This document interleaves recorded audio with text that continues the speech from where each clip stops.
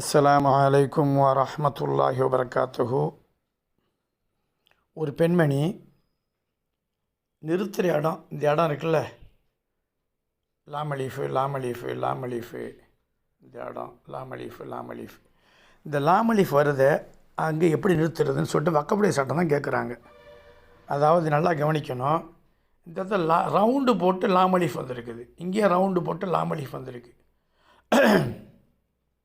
Round போட்டு லாமலீஃப் வந்தால் நம்ம நிறுத்தியும் ஓதலாம், நிறுத்தாமலும் ஓதலாம். நிறுத்தி ஓதலாம், நிறுத்தாமலும் ஓதலாம். ரெண்டு வகையில் ஓத அனுமதி உண்டு. ஆனால் ரவுண்டு இல்லாமல் லாமலீஃப் வருதில்ல, லாமலீஃப் மட்டும் வருதில்ல, அங்கே நிறுத்தவே கூடாது. நல்லா புரியுதா இப்போ நான் சொல்கிறது? இப்போ இங்கே ரவுண்டு போட்டு லாமலீஃப் வருது, இங்கே ரவுண்டு போட்டு லாமலீஃப் வருது. இங்கே நிறுத்தியும் ஓதலாம், நிறுத்தாமலும் ஓதலாம். ஆனால் ரவுண்டு இல்லாமல் வெறும் லாமலீஃப் மட்டும் வருதில்ல, அங்கே நிறுத்தவே கூடாது. இது வக்கப்புடைய சட்டம்.